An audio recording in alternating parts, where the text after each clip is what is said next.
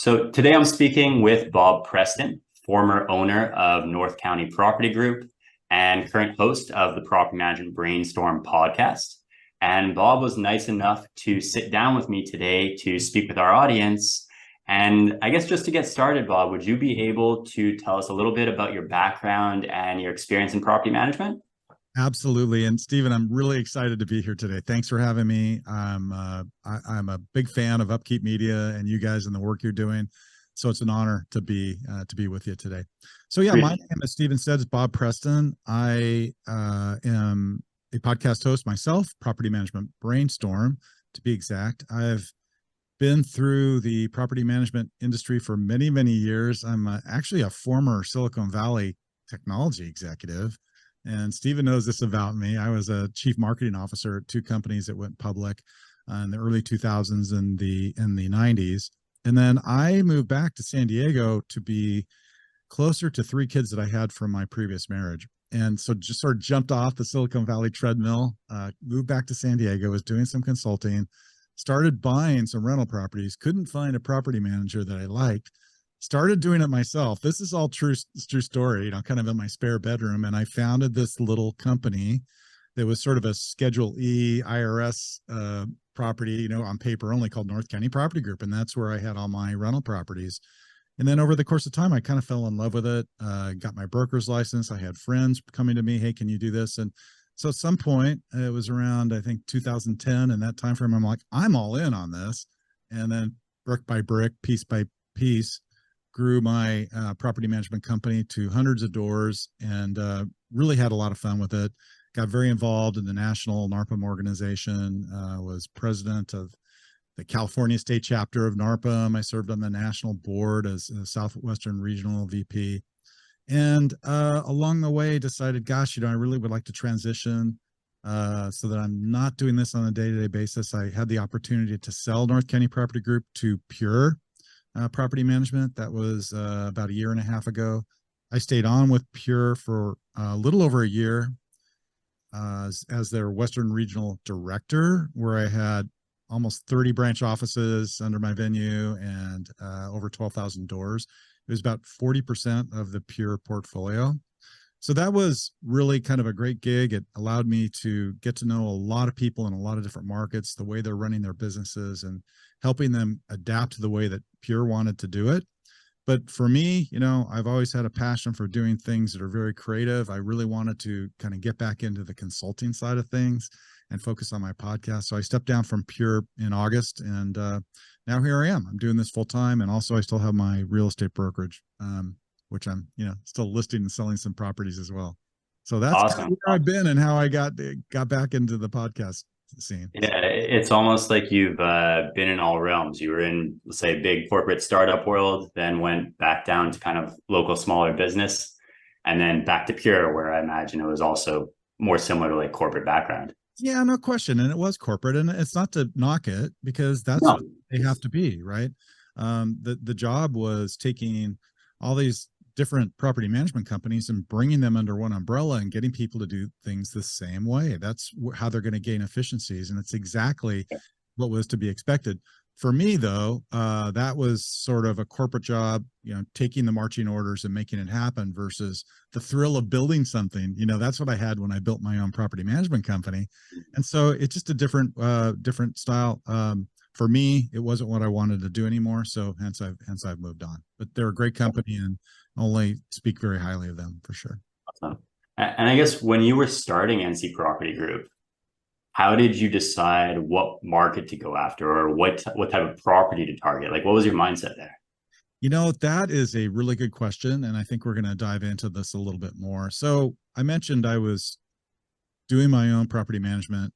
I started looking around, couldn't find anybody that I really trusted. I also couldn't find anybody who was specific to where my rental properties were located, or at least it was limited. Okay, so I'm in San Diego, the metro area, Yep. which is a big county. So when you speak of San Diego, you're really talking about San Diego County.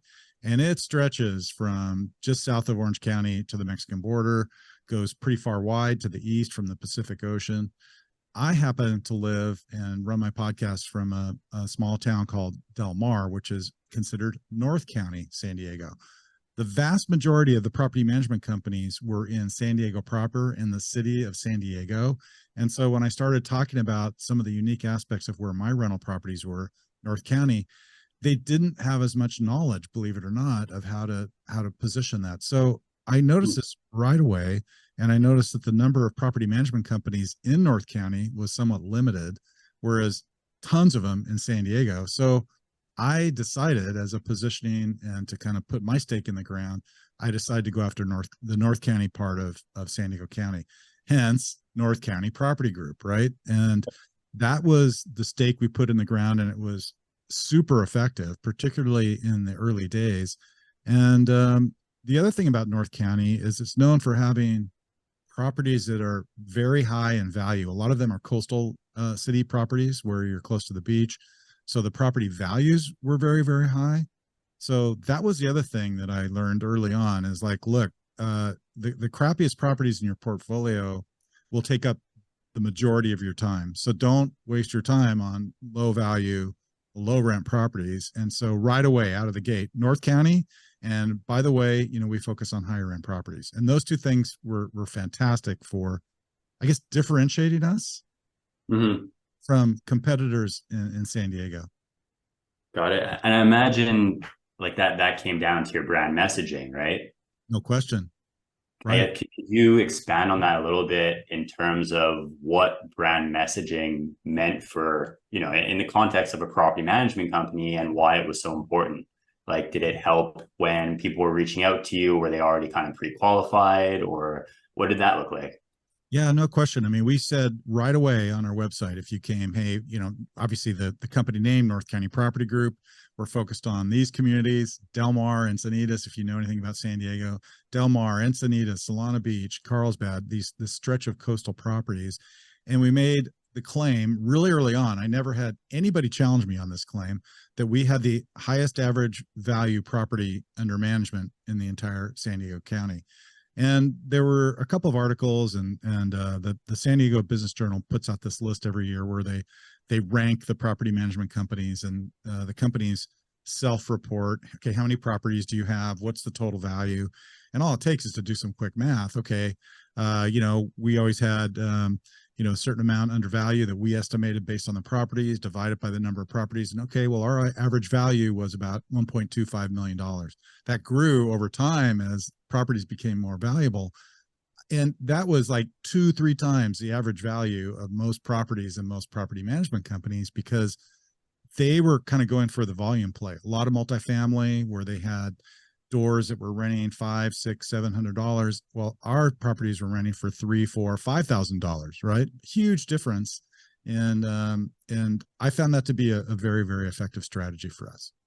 Yeah, I mean, one thing, like from speaking with you, it sounds like you had a clear direction in terms of what type of property you wanted to manage. Yes. And we see it all the time with companies that are just kind of all over the place. And they're like, I'll take, a C-class property, an A-class property, whatever comes to my door, I'll take it.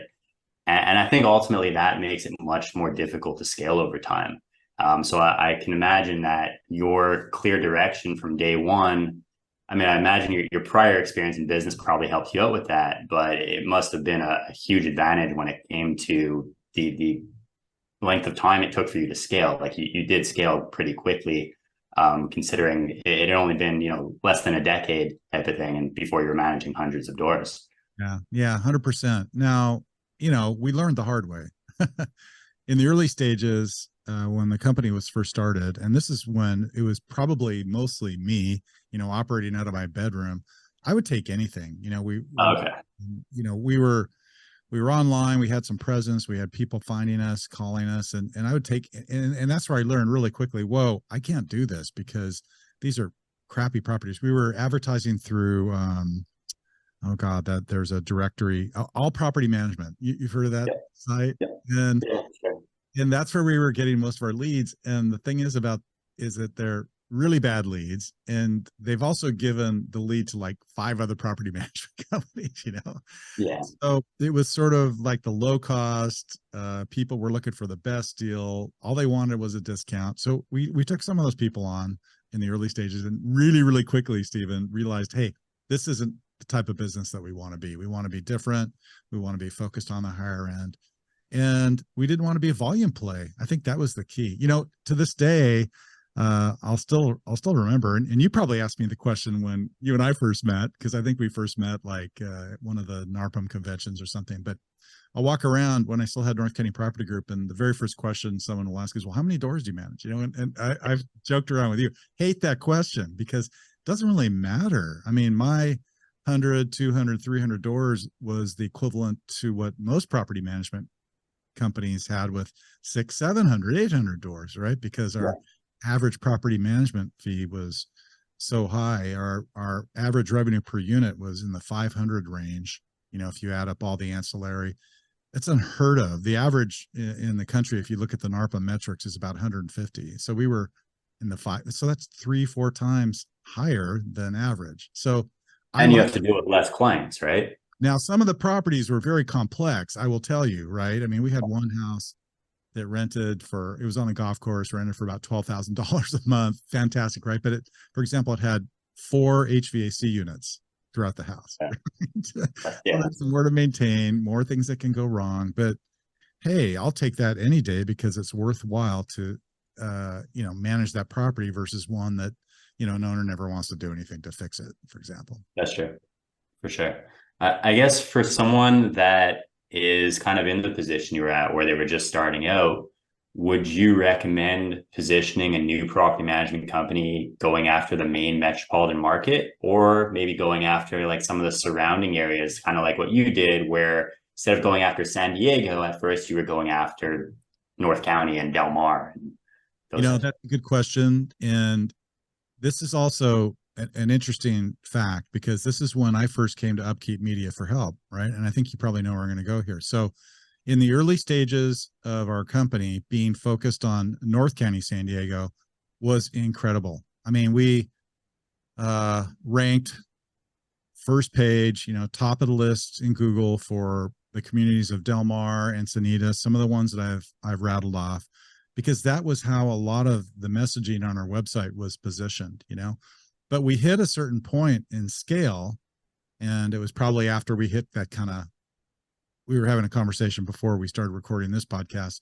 There was sort of a hundred door threshold we hit, and we're all, okay, now we got to grow, right? And so we, Mhm. and then it was 200, then 300, and we wanted to grow beyond just North County. We wanted to, now we had the resources, we had the team, we had the depth of experience, we had the processes to be able to expand further into all of San Diego. But now, you know, that was hard because our company name was North County Property Group, and we Yeah. hadn't spent much time emphasizing that.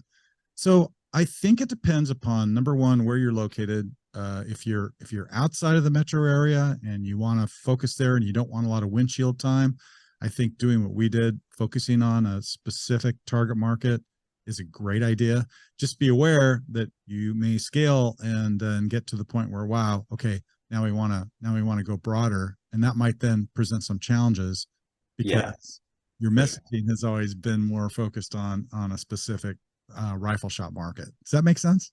It does. It definitely makes sense. I think there's pros and cons to each. Yeah. I Well, would what do say you do? most What people. do you typically? I guess it depends upon who the person is, but what are you seeing? Do you see people struggling with this concept?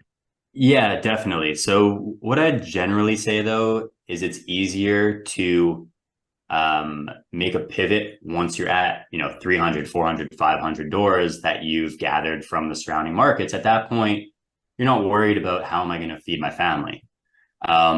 Whereas if you're starting off and you have 0 doors, you have 10 doors or whatever it might be, and you're going after a major metro market, now you're going up against all of the other companies that are in that major metro market, and they've got a lot more money to spend to advertise to attract clients.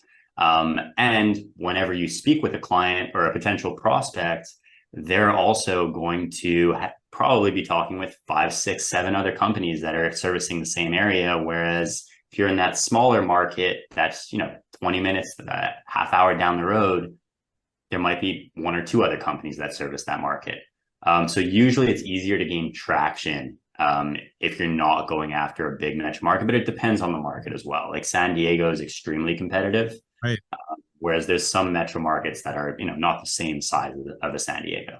Yeah, so I think you have to do some research in your own market to ultimately decide, but you're exactly right. I think it would have been hard for us to have grown as quickly as we did, and would have been harder to compete without just, doing it based on price or something, which nobody wants to do. And undercut to get into kind of the San Diego market versus what we targeted, as I mentioned, was North County. And so for us, it worked really, really well. And, it just took some time when we pivoted, to use your term, said, okay, now we want to expand. We want to be in other markets, but that didn't take very long, right? I mean, it really was not that hard to do. I would say that pivot probably took about a year, to be able to say, okay, now we're getting as many leads from San Diego proper. The other interesting thing we did, and I don't know if you have clients that are doing this or if you would recommend this, is, there was sort of a communities served page on our site. And we started in the city of San Diego. There are neighborhoods that go by certain names or communities, right? So there's Normal Heights, there's Mission Bay, there's La Jolla, right? So they're not really the city of San Diego, but they have neighborhood names.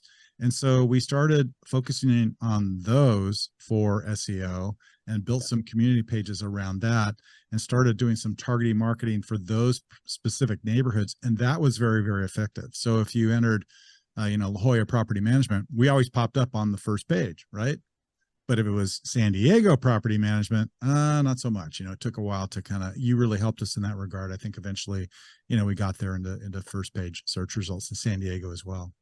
Yeah, no, 100%. We always recommend doing that. Like, you should have pages on your website specific for each area that you service. So, San Diego is the metro market, but there's tons of surrounding markets that people are searching for when it comes to looking for a property management company online. And you need to make sure that you have unique content built specifically for that area so that you can attract those people that are searching to find your website. Yeah. So what you guys did was perfectly executed.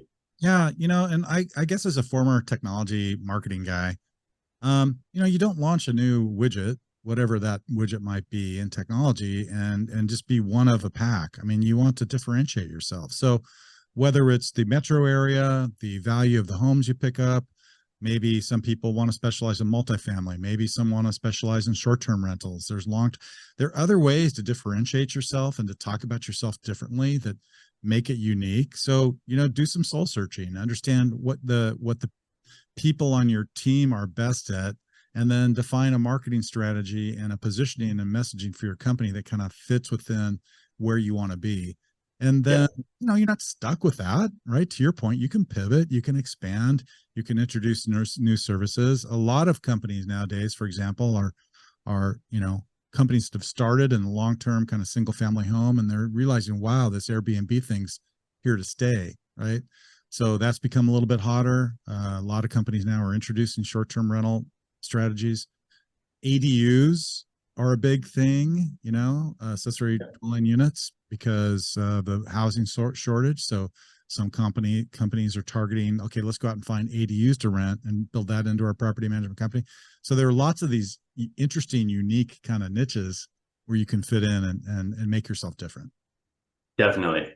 I guess on that note, so now you're involved with consulting for property management companies. What would you say are some common mistakes that you're seeing property management companies make when it comes to establishing their brand message and positioning? Well, not being specific enough, right? And not being tight enough. So I see a lot of property management companies where they have pretty good websites, but you read it and it's kind of confusing. Like, well, I don't understand what you're trying to say to me, so don't just go to Chat GPT and say, well, what should my messaging be for a property management company, and then put that on your side, because it's not going to read well. People aren't going to understand it, and it doesn't sound sincere.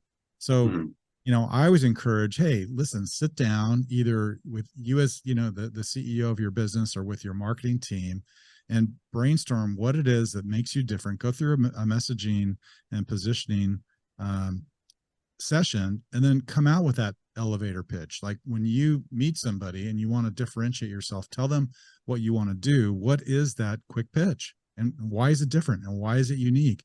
And then you've got to articulate that everywhere, right? Everywhere you are on your Google business profile page, on your website, in your email at the bottom. If you have a tagline, everywhere you are should mimic and focus on that same specific message. You'd be surprised, Stephen, how scattered sometimes messaging can be. A company can on their website say one thing, but then in their email strategy it says something different. That's fine if you're tailoring your communications for a specific target market, but if it's just scattered from a strategic point of view, then that's a bad idea, right? It should be still really, really focused in all cases. Got it. Yeah, it makes sense.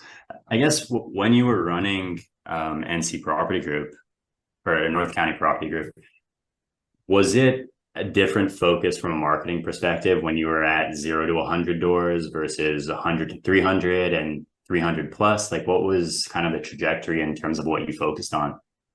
Yeah, so that's a really good question. And it's kind of a two-part answer. In the early days, I think I mentioned, we didn't have really good online presence. We were struggling to get kind of domain authority, but over the course of time, we did. But during those early days, we were using directory advertising. So we would like take any lead, we would focus on it. We probably spent inordinate amount of time trying to close someone, right? These are all things that you kind of have to do when you're starting out, so we took on properties that we didn't 5 years later, right? Or we wouldn't even touch 5 years later. So, but we had to do that to kind of gain critical mass and get a stake in the ground and establish ourselves. So that's cool. But over the course of time, and by the way, developing an online presence, you're an expert at this too. It takes time, right? But as the traffic grows on your site, you get more rental properties, you've got more tenants coming to your site to look at rental properties. This all drives your Google ranking scores, things like that. So the leads that started coming in were more organic leads, just from people finding us and realizing, hey, these guys have been around for a while. They've got a really strong portfolio. We like what they're saying about themselves. And when those leads come in, then that's something that you can close pretty quickly and that fit in with your particular kind of company culture and strategy, right? Versus somebody who might not, and ultimately it might end up getting unhappy, and then we have to fire down the road, So we got much more selective, and we got much better leads as we grew and kind of grew our traffic. Got it. I guess out of curiosity, like what was the general time frame that it would take from someone to go from a lead to closing? Like, did they usually close on the spot? Was it a couple weeks follow up? Like, what did that look like? God. Okay. So I'm going to give you two extreme examples because it would happen every now and then where someone would submit a lead. And for a long time, up until we were probably a couple hundred doors, I was still doing the business development. That was the last thing I gave up at the company. And then eventually my son, Brett Preston, took it over. But I remember one time calling these people, hey, yeah, what's going on? And they're like, hey, would love to see you. Can you come by like tomorrow? Right. So I'm all, yeah, okay, I'll be there. Right. Boom. Went to see them. And I started to do my pitch, and they're kind of like, well, you know what? We've researched it. We have read about you online. We've studied the competition. We're ready to sign like right now. I'm like, whoa, okay. So within 5 minutes, they were like closed and ready to go. And I happened to have a property management agreement. We signed it. So that was kind of the record. There was also a case where I think this guy first contacted us in 2012. All right. And then he remained in our CRM. And so we were kind of occasionally, sending out little tickler emails. Hey, we're still around. What are you doing? Never heard from this guy. And then one day out of the blue, 10 years later, he calls and says, oh, remember me? You and I talked a long time ago. We're ready to sign. 10 years. So I don't think, I don't think that there's any standard answer to your question. Sometimes it can be a slam dunk. In San Diego, we have a lot of military clients that end up getting deployed, or they change, they get sent to a new base. They got to move. A lot of these people keep their homes in San Diego, want to rent. And so these kind of changes can happen pretty quickly. So it really varies. But I would say in general, hot lead comes in, we want one that we can close and probably have on the rental market within 3 months. Those ones are the ones that get our attention for sure. Okay, so around three month time period in I general. I think that's the sweet spot. But hopefully, uh, companies that are listening to this have some sort of a CRM database where they can keep track of their leads. Send out tickler emails periodically, and keep stimulating people that are out there, because you never know. They can come back years later, as we learned in this one example. Definitely. Yeah, for sure. We see that all the time, but also we see that generally it's around a 3 month process, Mm-hmm. which for some industries is a long sales cycle. But what most property management companies don't necessarily think of is a lot of the people that are reaching out to you, they're trying to figure out who can I entrust with the largest asset I own, That's right. right? So it's not just a quick, split decision for a lot of them, because this is their highest value possession. So ultimately, it does take a bit of time to nurture them and to get them to actually be comfortable and sign up with you guys. Yeah, no question. Here's another kind of funny story, anecdotal too, is I was always worried about getting bad reviews, and the vast majority of our reviews were very strong. I think we had when I sold the company, North County Property Group, I think we had a 4.8, ranking on Google, or rate It's on pretty Google. cool.